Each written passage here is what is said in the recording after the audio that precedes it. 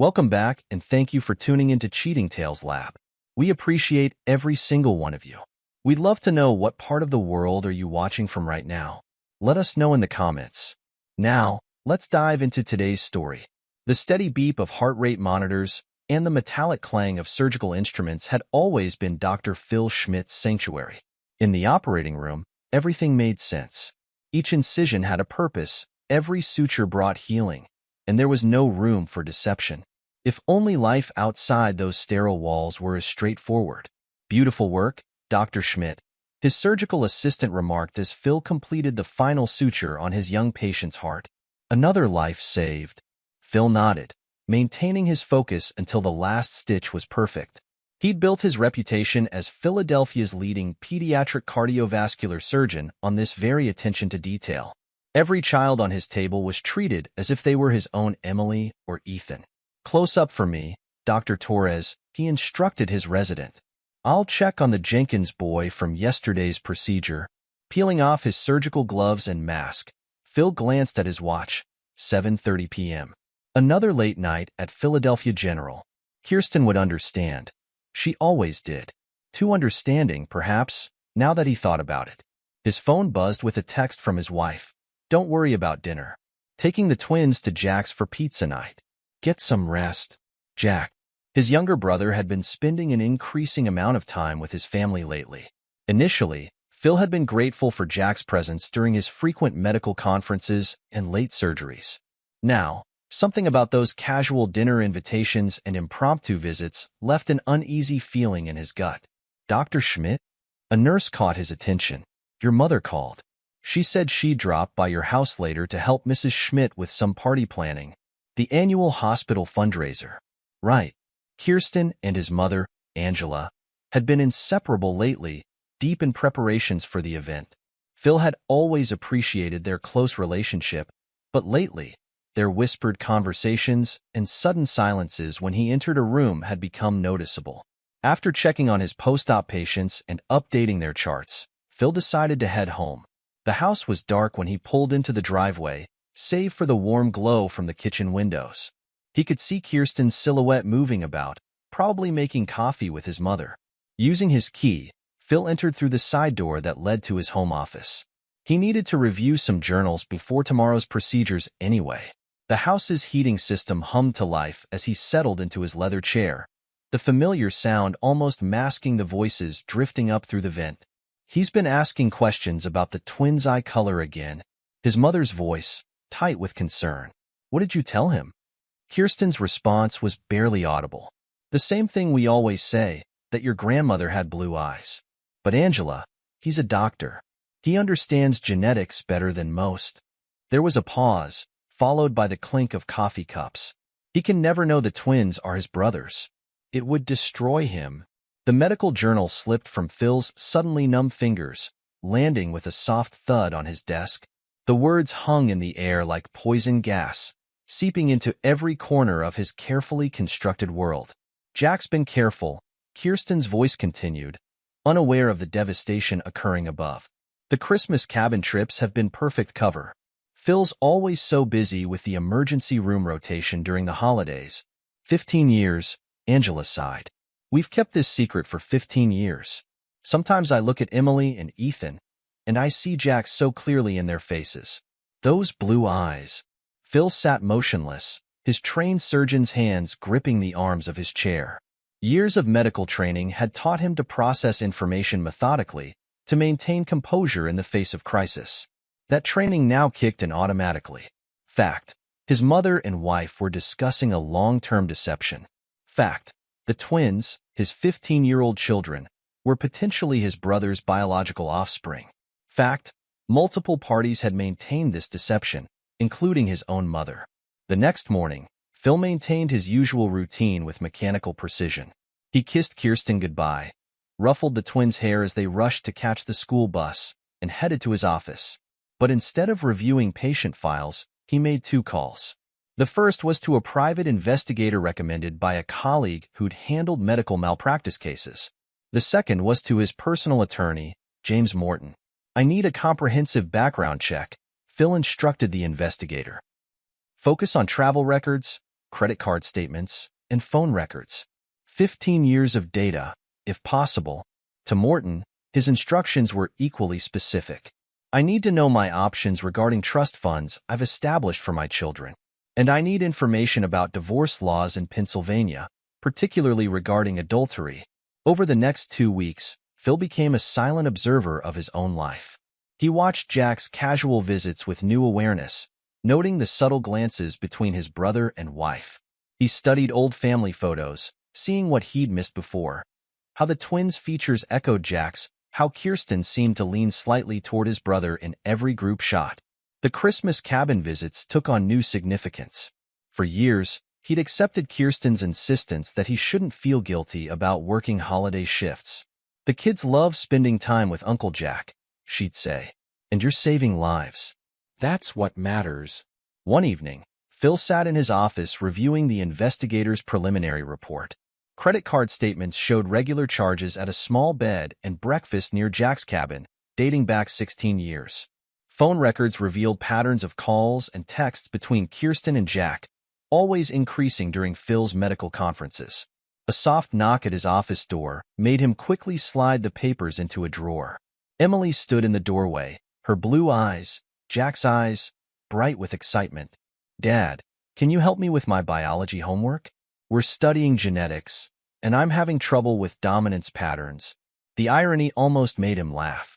Instead, he gestured to the chair beside his desk. "Come here, sweetheart. What's giving you trouble?" "We're doing Punnett squares," Emily explained, spreading her textbook open. "I don't understand how two brown-eyed parents can have a blue-eyed child. The teacher says it's really rare."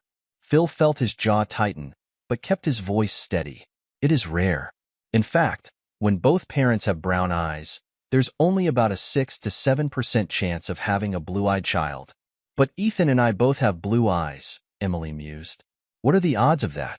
"Astronomical," Phil muttered, then forced a smile. "But your grandmother always said your great-grandmother had blue eyes." Sometimes genetics can skip generations.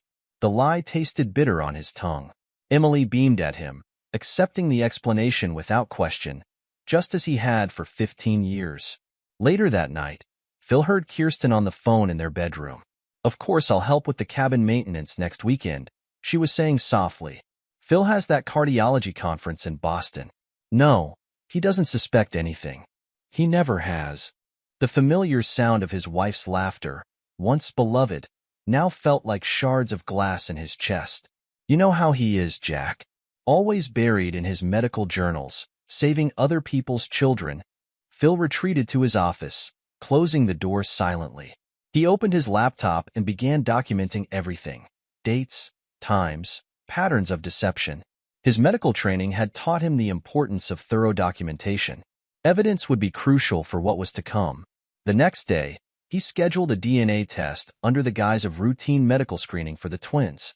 As their father, legal father, he corrected himself bitterly. He had every right to authorize it. The results arrived in a sealed envelope a week later, confirming what he already knew. Probability of paternity, 0%. Phil stored the results in his safe, along with the investigator's reports and a small recording device he'd hidden in the kitchen after that first overheard conversation. Each new piece of evidence was another nail in the coffin of his marriage, his family, his trust. At the hospital, he maintained his usual schedule of surgeries and consultations. His colleagues noticed no change in his demeanor. Dr. Phil Schmidt remained what he'd always been: precise, professional, dedicated to his young patients. "You're a miracle worker," a grateful mother told him after he'd successfully repaired her son's congenital heart defect. "How do you stay so calm, knowing children's lives are in your hands?" "Focus on what's important," Phil replied, watching her stroke her son's hair. "Everything else is just noise." The hospital fundraiser approached, and Phil watched Kirsten and his mother flutter about with their preparations. They'd chosen family ties as the theme this year, without a trace of irony. "You'll be there, won't you, dear?" his mother asked over Sunday dinner. "I know how busy you are, but it means so much to Kirsten." Phil noted how she emphasized his wife's name, playing on his guilt as she'd probably done for years. "Of course, Mother. I wouldn't miss it." Jack cleared his throat from across the table. I could cover for you at the hospital if you need, big brother. What are families for, right? The twins giggled at some private joke with their uncle, and Phil saw Kirsten's hand brush Jack's as she passed the bread basket. The casual intimacy of the gesture, displayed right under his nose, made his stomach turn. That night, after everyone had gone home, Phil refined his plan.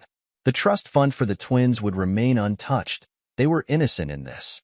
But he would ensure they couldn't access it without learning the truth first. Coming to bed? Kirsten called from upstairs. Soon, he answered. Just need to finish some patient notes. Instead, he began making arrangements. A trauma surgery position in Seattle. A new apartment, paid for in cash. A separate bank account that couldn't be traced to his current life. 2 weeks later, Phil performed his last surgery at Philadelphia General, a complex procedure on a 6-year-old girl with a rare heart condition. As always, his work was flawless. You're a gift to this hospital, the chief of surgery told him afterward. These children are lucky to have you. Phil thought of his own children, who'd never truly been his. Sometimes the best thing we can do for others is to walk away. That night, he left a single envelope on his desk. Inside was everything. The DNA results, the investigation reports, transcripts of recorded conversations, photos documenting years of deception. No accusations, no angry notes, just cold, hard evidence. He walked through the quiet house one last time, pausing at the twins' rooms. Emily's violin lay silent on its stand. She'd inherited Jack's musical talent. Ethan's soccer trophies gleamed in the darkness. He had his biological father's athletic ability. Phil touched nothing, changed nothing. He simply walked out, leaving behind a life built on lies, taking with him only the truth he discovered and the dignity he'd maintained. In his car, he glanced at his phone one last time. A text from Kirsten. Jack's cabin needs some work. Taking the twins up this weekend while you're at the conference. Love you. Phil turned off the phone and started the engine. As he drove away from the house, his medical training once again served him well. When removing a tumor, after all, the key was to excise it completely, leaving no diseased tissue behind. He'd done exactly that. In Seattle, a new hospital waited. New patients who needed his skills. A new life where every relationship would be built on truth rather than comfort, honesty rather than convenience. Behind him, the house grew small in his rearview mirror. Inside, his wife likely slept peacefully, unaware that her carefully maintained web of lies was about to unravel. His mother would arrive tomorrow for coffee and more conspiratorial conversations. Jack would probably drop by, playing the role of devoted brother and uncle. But Dr. Phil Schmidt wouldn't be there to witness it. He had surgeries to perform, lives to save, and a future to build. One where every success or failure would be his own, untainted by the betrayal of those he'd once trusted most. The highway stretched before him, dark but clear. Like the path of a scalpel, there was no room for hesitation once the cut began. Phil accelerated, leaving behind the wreckage of his old life with the same precision he'd used to save countless others. Some wounds, he knew, could only heal once the source of infection was removed. He'd removed himself from the diseased tissue of lies and betrayal. The healing would come later, on his own terms, in his own time. For now, the night belonged to truth, and truth alone. The Seattle rain suited Dr. Phil Schmidt's new life. The constant drumming against hospital windows matched the steady rhythm of trauma surgery, where every second counted and there was no time for dwelling on the past. 6 months had passed since he'd left Philadelphia, and he'd already earned a reputation at Northwest Memorial for his exceptional work in emergency medicine. Dr. Schmidt, multiple casualty incident coming in. 5 minutes out, a nurse called through the trauma bay doors. Phil pulled on his surgical gown with practiced efficiency. The familiar routine grounded him, just as it had during those first raw weeks after leaving everything behind. What's the situation? He asked the emergency team assembling around him. Multi-car pileup on I-5. 3 critical, 2 moderate. First victim has severe internal bleeding. As the trauma bay erupted into controlled chaos, Phil felt the familiar clarity descend.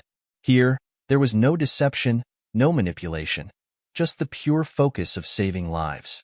Back in Philadelphia, His disappearance had created its own kind of chaos. His attorney, James Morton, kept him updated through secure channels. Kirsten filed a missing persons report. Morton informed him during one of their monthly calls. The police investigation found nothing suspicious. They're treating it as a voluntary disappearance. In the practice, Phil's voice remained neutral, professional. Sold to the medical group you recommended. The proceeds have been transferred to your new accounts. I've maintained the twins' trust fund separately as instructed. Phil nodded, though Morton couldn't see it. Any attempts to access the trust? Not yet, but Kirsten's been asking questions about it. She seems concerned about the restrictions you placed on it. Of course she was concerned. The trust fund could only be accessed with Phil's direct approval before the twins turned 25. It was his insurance that the truth would eventually come out. Has she married him yet? Phil kept his tone clinical, as if discussing a patient's history. No, Morton replied. But Jack moved in 3 months after you left. They're telling everyone their relationship developed afterward. Playing the grieving wife, finding comfort with her brother-in-law. Phil's laugh held no humor. How convenient for them. In Philadelphia, Kirsten maintained appearances with practiced skill. She'd organized a small memorial service where she'd shed appropriate tears and accepted condolences with perfect grace. Phil was under so much pressure, she told concerned friends. The demands of his practice, the long hours. Sometimes people just break. Jack stood supportively by her side, the caring brother-in-law helping the family through crisis. Only Angela, watching from the church pew, noticed how his hand lingered too long on Kirsten's back, how their shared glances held too much intimacy for their supposed roles. The twins, now 16, processed their father's disappearance differently. Emily threw herself into her studies, spending hours in the school library. Ethan became quieter, watching his mother and uncle with increasingly suspicious eyes. Mom seems different, he commented to Emily one evening as they did homework. Like she's relieved or something. Emily looked up from her biology textbook, the same one she'd once asked her father to help her understand. What do you mean? I don't know. She laughs more now. And Uncle Jack's always around. Doesn't it seem weird to you? Everything's weird now, Emily replied, but she'd noticed too. The way their mother hummed while cooking dinner for Jack, how comfortable they seemed in each other's space. At Northwest Memorial, Phil built a new reputation. His colleagues knew nothing of his past. He was simply the brilliant trauma surgeon who worked impossible hours and never discussed his personal life. You should come for dinner sometime, Dr. Sarah Chun, another trauma surgeon, suggested after a particularly difficult shift. My husband makes amazing lasagna. Thank you, but I prefer to keep my life simple, Phil replied, his tone polite but final. Sarah studied him thoughtfully. You know, there's a difference between keeping things simple and building walls. Phil met her gaze steadily. Walls serve a purpose, Dr. Chun. They protect what's valuable. In his apartment overlooking Puget Sound, Phil maintained his own form of documentation. Morton sent him news clippings, social media updates, and reports from a private investigator in Philadelphia. One photo showed Kirsten and Jack at a restaurant, his hand casually covering hers on the table. Another captured them at Emily's piano recital, standing closer than in-laws should. The twins appeared in many images, their features increasingly reflecting Jack's genetics as they matured. Phil stored everything methodically, building a timeline of truth that would eventually shatter their carefully constructed lies. Meanwhile, Angela struggled with her role in the deception. She'd started seeing a therapist, though she could never reveal the true source of her guilt. I've lost my son, she told the therapist, technically truthful but deliberately vague. Not to death, but to circumstances I helped create. Do you want to elaborate on those circumstances? The therapist prompted. Angela clutched her tissue tighter. I thought I was protecting him. Isn't that what mothers are supposed to do?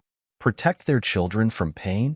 Sometimes protection causes more harm than truth, the therapist replied, unknowingly echoing Phil's own philosophy. The twins' 17th birthday arrived, marked by a lavish party at Jack's cabin, now a second home to the family.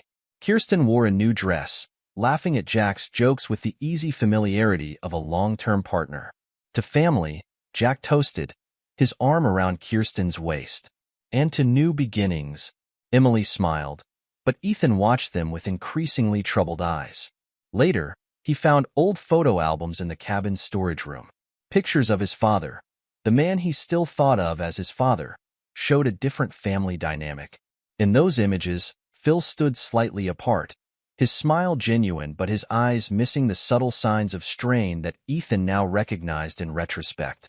There were Christmas photos from this same cabin, years of them, where Phil was conspicuously absent. He was always working, Kirsten explained when Ethan asked about the photos. Your father chose his career over family time, did he? Ethan wondered aloud. Or was that just convenient for everyone else? Kirsten's face flickered with something, guilt? Fear? Before she composed herself, you don't understand adult relationships, sweetheart. Things are complicated. They seem pretty simple now, Ethan observed. You and Uncle Jack seem to have it all figured out. Jack stepped in, his tone carrying a warning edge. Watch your tone, buddy. Your mother's been through enough. In Seattle, Phil received regular updates about these developments from Morton. Each report strengthened his resolve. The trust fund remained untouched, growing steadily, waiting for the moment when truth would become currency. Kirsten's asked about claiming abandonment for a divorce. Morton informed him during their monthly call. I've advised that it's possible after 2 years. Let her, Phil replied. It changes nothing about the trust fund conditions. His new life developed its own rhythm. Trauma surgery suited him. The need for quick decisions, the clarity of purpose, the absence of pretense. His colleagues respected his privacy, and if they noticed how he worked every Christmas, they didn't comment. 3 years after his departure, Kirsten filed for divorce, citing abandonment.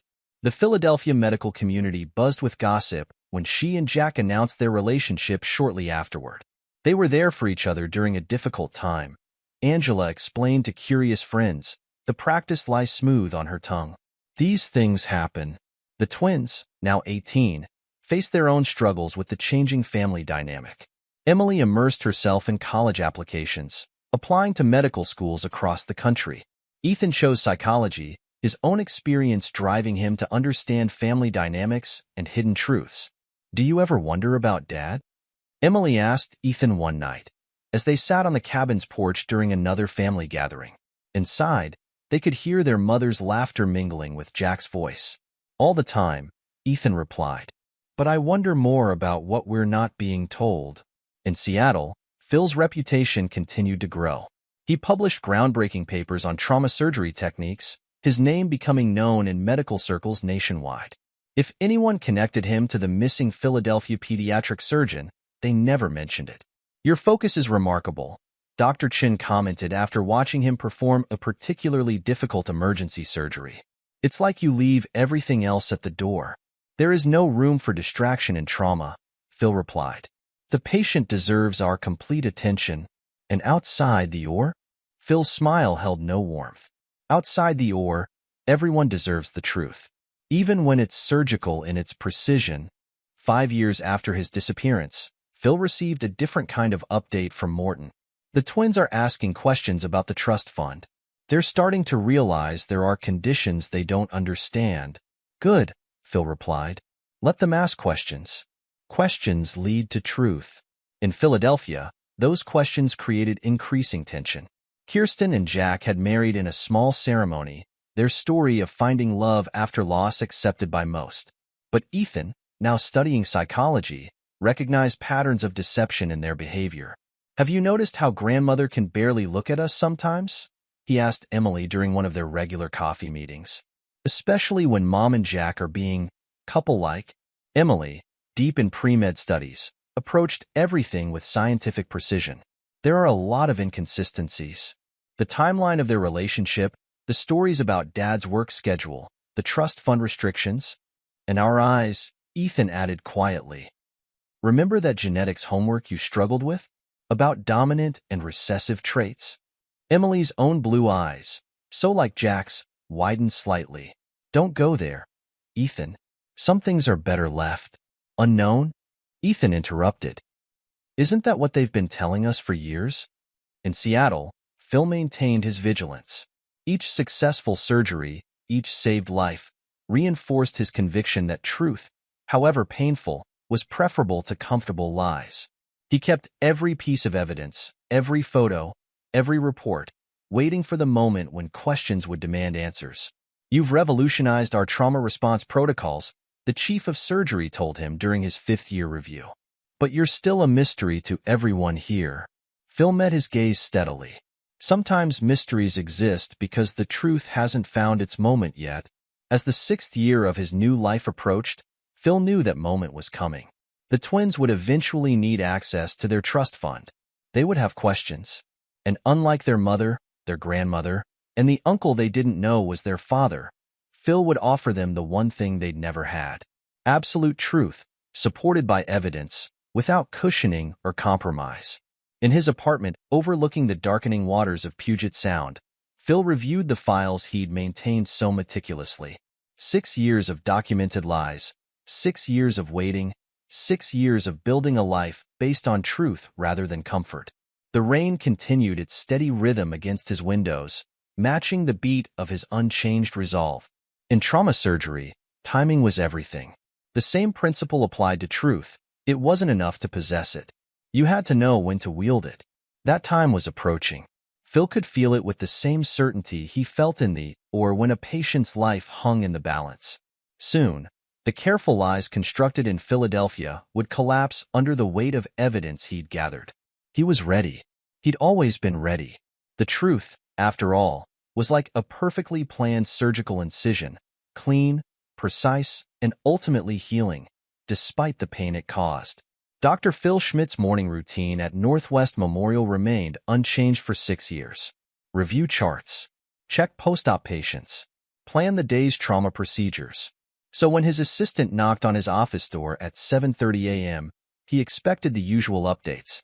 Instead, he found himself staring at two faces he knew better than his own. Emily and Ethan stood in his doorway, no longer the 15-year-old children he'd left behind, but poised 21-year-old adults. Emily had grown into her features, Jack's features, he noted clinically, while Ethan carried himself with the same athletic grace as his biological father. "Hello, Dad," Emily spoke first, her voice steady despite the slight tremor in her hands. "Or should we call you Dr. Schmidt now?" Phil remained seated, his expression neutral. "Come in." Closed the door. They entered his office with measured steps. 6 years of questions reflected in their eyes, the same blue eyes that had once sparked his initial doubts. "We need access to the trust fund," Emily continued, taking charge. "We've tried going through your attorney, but he's immovable without your direct approval. And college expenses are mounting," Ethan added, his tone less confrontational than his sister's. "The conditions you set. We have to wait until we're 25 unless you approve early release." Phil studied them silently. They'd grown up well, despite everything. Emily had her pre-med textbooks clutched to her chest, following his path, not knowing it wasn't her genetic destiny. Ethan carried a psychology textbook, perhaps unconsciously seeking answers to his own family's dysfunction. Without a word, Phil opened his desk drawer and removed a thick envelope. 6 years of evidence, waiting for this moment. "Before we discuss the trust fund," he said quietly, "you should understand why it exists with those specific conditions." He slid the envelope across his desk.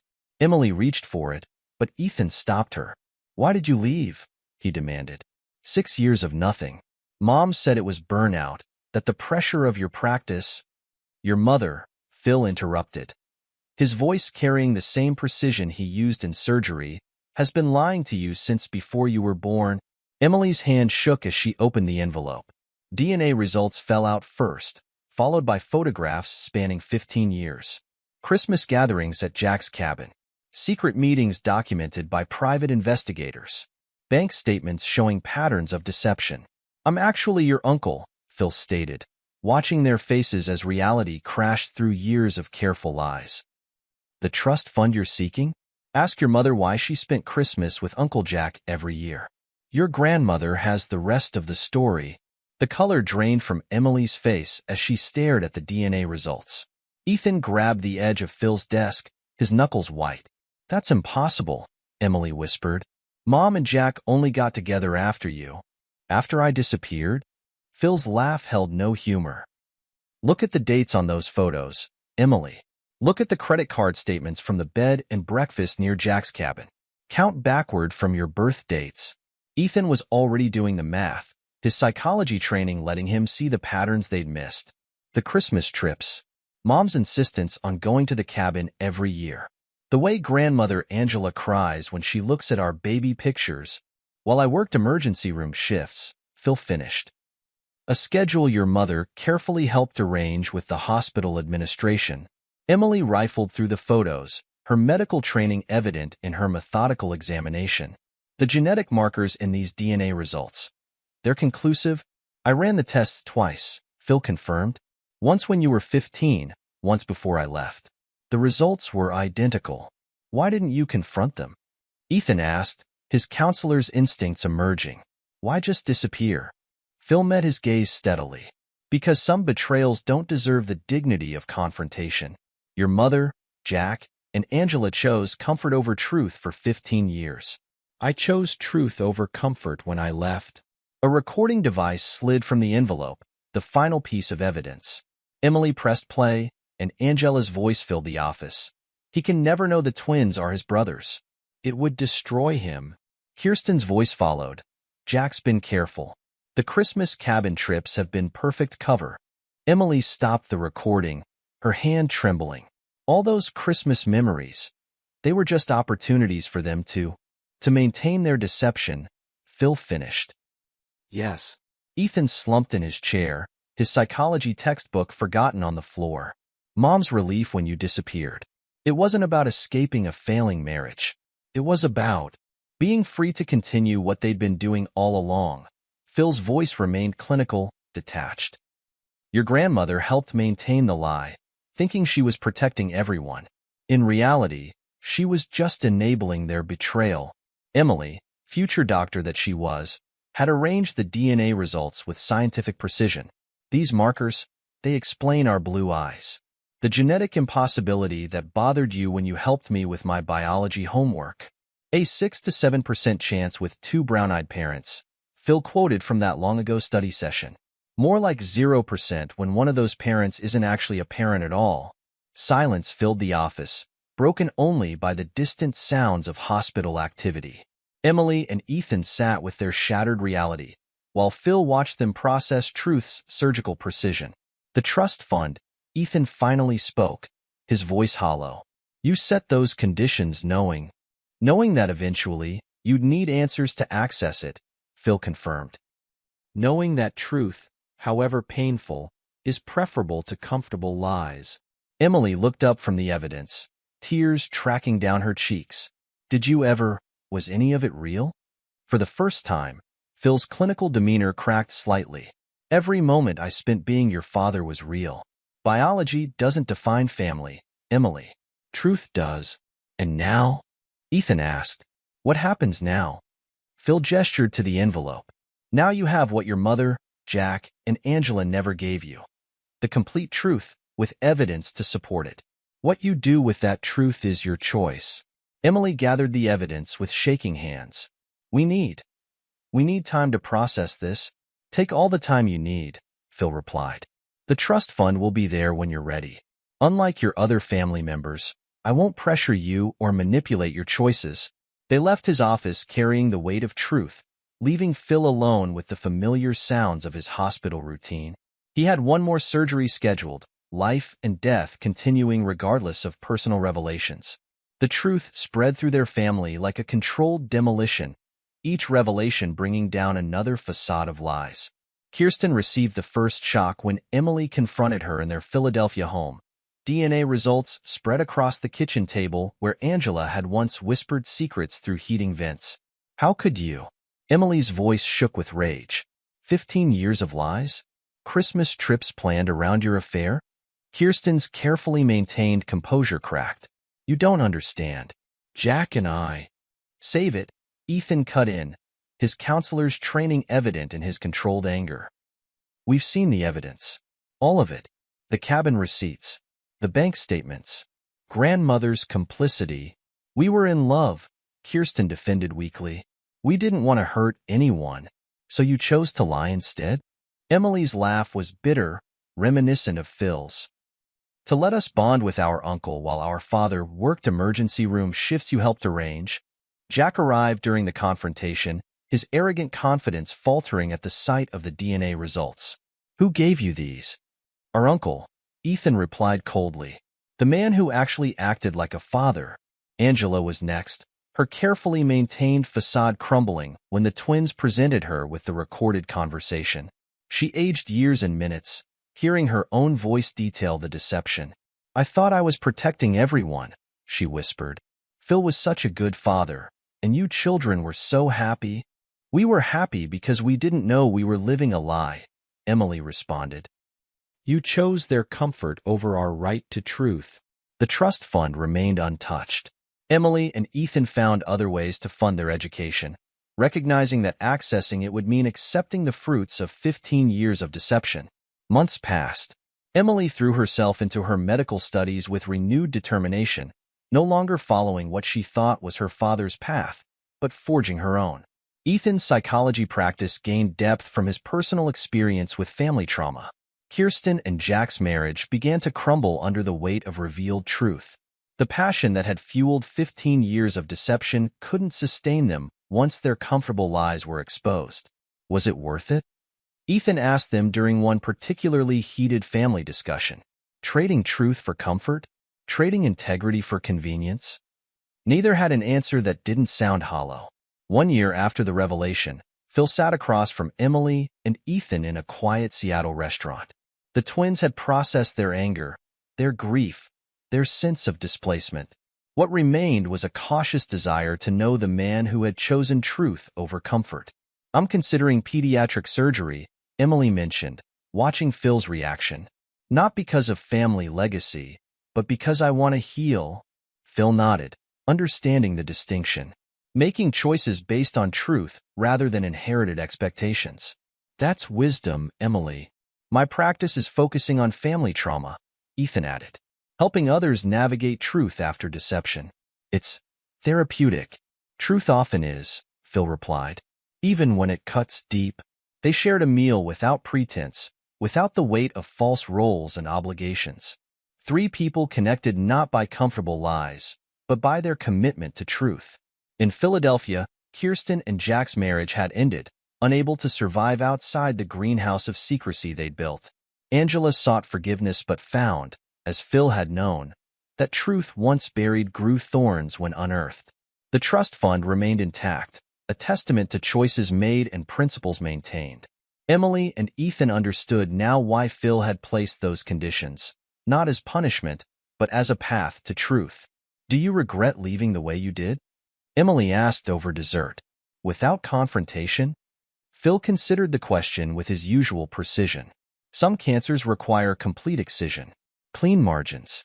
No compromised tissue left behind. Ethan, with his counselor's insight, nodded. You couldn't heal while maintaining contact with the source of infection. Precisely, Phil confirmed. I chose truth over comfort, reality over pretense. Just as you're both doing now. They parted that evening with newfound understanding. Phil returned to his trauma unit, where split-second decisions meant the difference between life and death.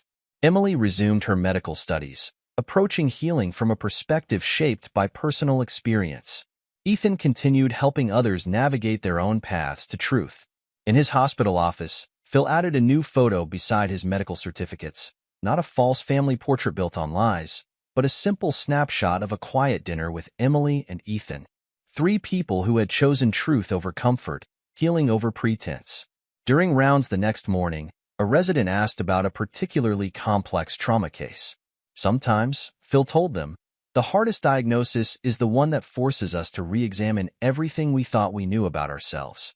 But truth, properly applied, always heals. The resident nodded, not knowing the personal weight behind those words.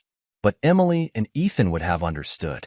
They'd learned, as Phil had, that family could be rebuilt on truth's foundation, even after lies had torn it apart. In the end, biology had made Phil their uncle, but choosing truth had made him something more. A man worthy of the trust they now chose to place in him, not out of obligation or deception, but out of respect for his unwavering commitment to truth. Epilogue. 5 years later. The prestigious Philadelphia Medical Center's annual fundraiser buzzed with familiar faces, but Kirsten Schmidt-Masters, now just Kirsten Masters after her second divorce, stood alone at the edge of the crowd. Her designer dress couldn't hide how the years of revealed lies had aged her. At 49, she looked closer to 60, the price of deception etched in every premature line on her face. Dr. Emily Schmidt is giving the keynote speech. She overheard someone whisper, "Youngest head of pediatric cardiology in the hospital's history." Kirsten's hand tightened around her champagne glass. Her daughter, though she used Phil's surname now, had deliberately not informed her about this honor. She learned about it through the hospital newsletter, like any other stranger. Emily took the stage with the same confidence Phil had once shown in these halls. At 26, she'd surpassed every expectation, driven by a determination born from shattered illusions. Medicine, Emily began. Her voice carrying through the silent auditorium, is built on trust. We trust in science, in methodology, in truth. Without truth, healing is impossible. In the back row, Jack Masters shifted uncomfortably. His once athletic frame had softened, his arrogance deflated by years of consequences. The affair that had seemed so passionate, so worth any deception, had crumbled under truth's weight. Now he worked at a small private practice in New Jersey, his reputation tainted by whispers that followed him from Philadelphia. My journey into medicine, Emily continued, was shaped by two men. One showed me that technical skill without integrity is worthless. The other demonstrated that truth, however painful, is the foundation of real healing. Kirsten knew which man was which. Her marriage to Jack had lasted barely 2 years after the truth emerged. The passion that had fueled 15 years of deception couldn't survive in daylight. They tried to maintain their relationship, claiming their love justified everything, but guilt and recrimination had poisoned every moment. The final break came during a heated argument about money. Their comfortable lifestyle, built on Jack's successful private practice, had collapsed when his patients learned about the affair. Who would trust a doctor who could deceive his own brother for 15 years? "You promised we'd be happy," Kirsten had screamed during their last fight. "That once we were free to be together, everything would be perfect." Happy? Jack's bitter laugh echoed her own delusions. "We were happy in secret, Kirsten. We were happy while Phil worked emergency room shifts we arranged. We were happy stealing moments at the cabin while he saved children's lives.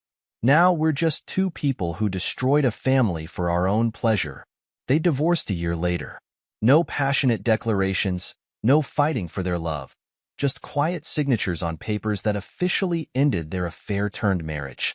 Jack had moved to New Jersey, trying to escape his reputation. Kirsten stayed in Philadelphia, clinging to her social connections even as they slowly dissolved. Now, watching Emily command the audience's attention, Kirsten saw what her selfishness had cost. Her daughter's professional success was a triumph she couldn't share.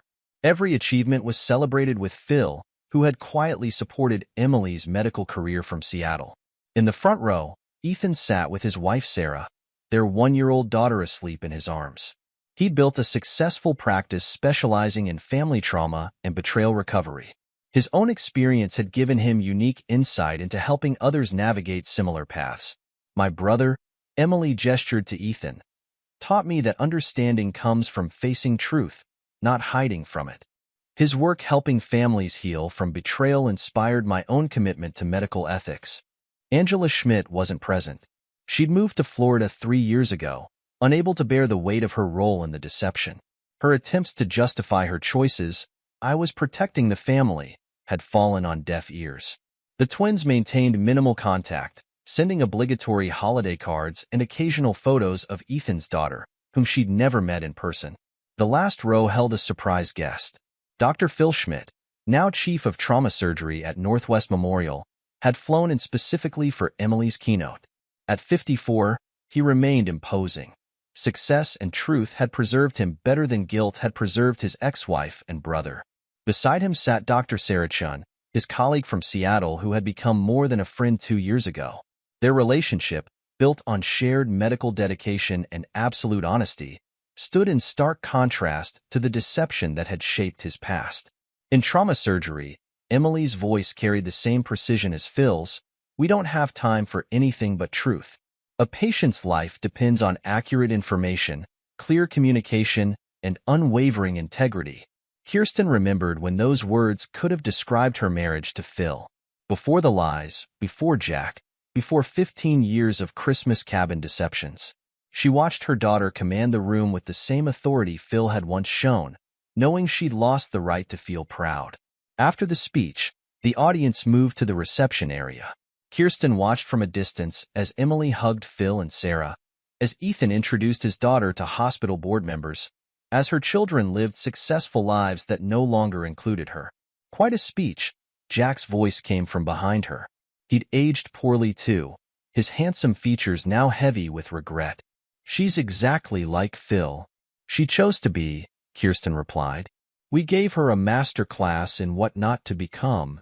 Their eyes met briefly, no trace remaining of the passion that had once seemed worth any price. Jack looked away first, moving toward the exit. He had a long drive back to his small New Jersey practice, where he treated routine cases instead of the complex surgeries he'd once performed. Across the room, Phil was deep in conversation with the hospital board. Northwest Memorial's trauma unit had revolutionized emergency care under his leadership, and Philadelphia Medical wanted to implement his protocols. Success, Kirsten noted bitterly, had followed him while she and Jack had spiraled downward. "Mom." Kirsten turned to find Ethan standing behind her. He'd learned to move quietly, part of his therapeutic approach. His daughter stirred in his arms, blue eyes, Jack's eyes, blinking sleepily. "Hello, Ethan." She fought the urge to reach for the grandchild she barely knew. "Congratulations on your practice's expansion." "Thank you." His tone was professional, the same one he likely used with clients. "We're helping a lot of families work through similar situations." Similar situations. Such a clinical term for devastating betrayal.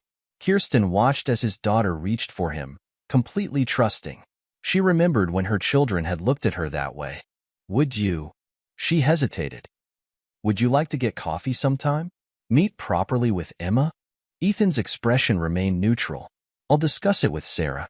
We're careful about who we let into Emma's life. Trust has to be earned." The irony of her son counseling others about trust while maintaining professional distance from her wasn't lost on Kirsten. She nodded, accepting his terms as the consequence of her choices. Emily's voice carried across the room as she discussed cardiac procedures with senior surgeons. She'd specialized in pediatric surgery, like Phil, but chosen cardiology instead of trauma. "Sometimes healing requires completely replacing damaged tissue," she was saying. "Trying to repair something too compromised only prolongs the problem." The medical metaphor hit too close to home.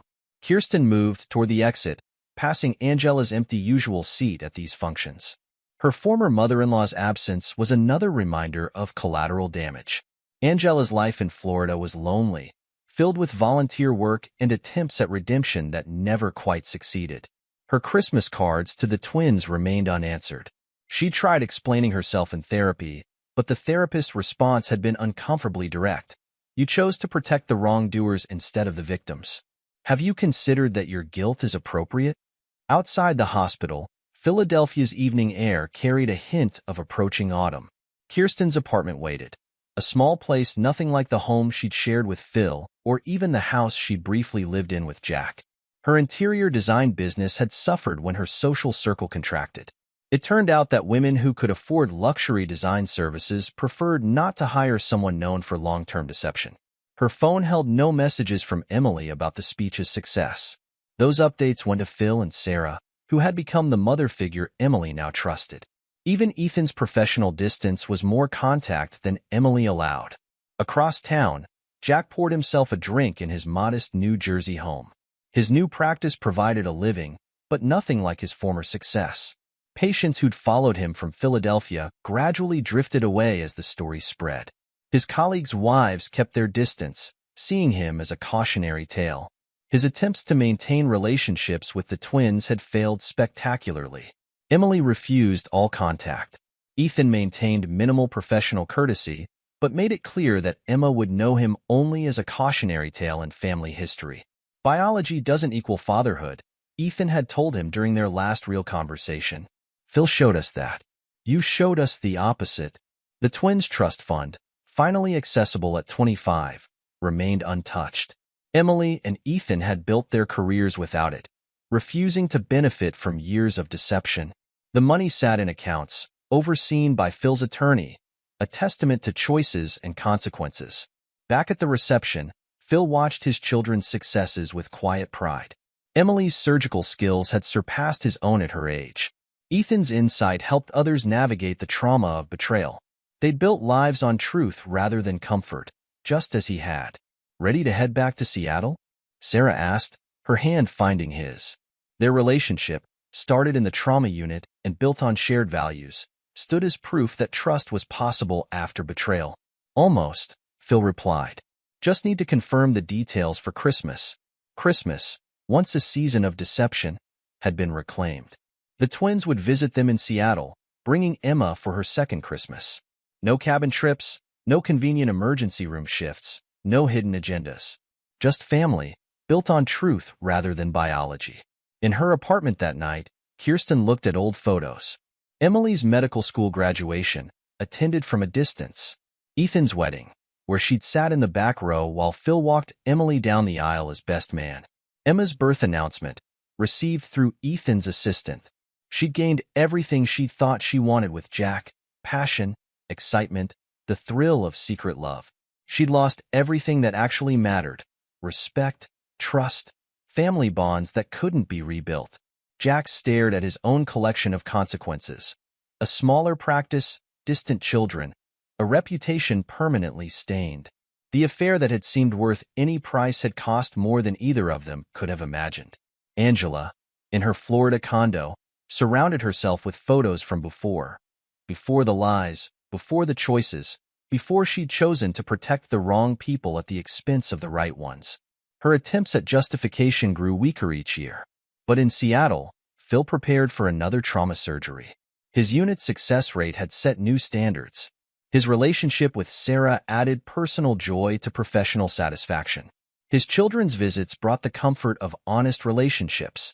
Emily, driving home from her triumphant speech, called him on speakerphone. "Dad, the board wants to implement your protocols. Would you consult?" "Of course," he replied. "I'm proud of you, Emily. Not just for your success, for building it on truth." Ethan, putting Emma to bed, felt no regret about maintaining professional boundaries with his biological father and former mother. His practice helped others understand that family wasn't about biology or social expectations. It was about choices, truth, and consistency. The night settled over Philadelphia, Seattle, New Jersey, and Florida. In 4 different locations, the consequences of choices made long ago played out in distinctly different ways. For those who had chosen deception, Kirsten, Jack, and Angela, each evening brought fresh reminders of what they'd lost. No amount of justification could fill the void left by broken trust. For those who had chosen truth, Phil, Emily, and Ethan, each day brought the quiet satisfaction of lives built on solid foundations. They'd learned that healing didn't require forgiveness, just acknowledgement of reality and commitment to honesty. The truth, as Phil had known all along, was both scalpel and suture, cutting away diseased tissue while creating space for healthy growth. Some wounds never fully healed, but understanding why they existed brought its own form of peace. In the end, everyone had exactly what they'd chosen. Not what they'd wished for, not what they'd imagined, but what their actions had earned. It was, perhaps, the truest form of justice, living with the consequences of one's own decisions. The story continues in all their lives, but the moral remained constant. Truth, however painful, builds stronger foundations than comfortable lies. Phil's surgical maxim had proven true in life as well as medicine. The hardest diagnosis is the one that forces us to re-examine everything we thought we knew about ourselves. And sometimes, that diagnosis is exactly what we need to truly heal. This is where our story comes to an end. Share your thoughts in the comment section. Thanks for your time. If you enjoy the story, please subscribe to this channel. Click on the video you see on the screen, and I will see you there.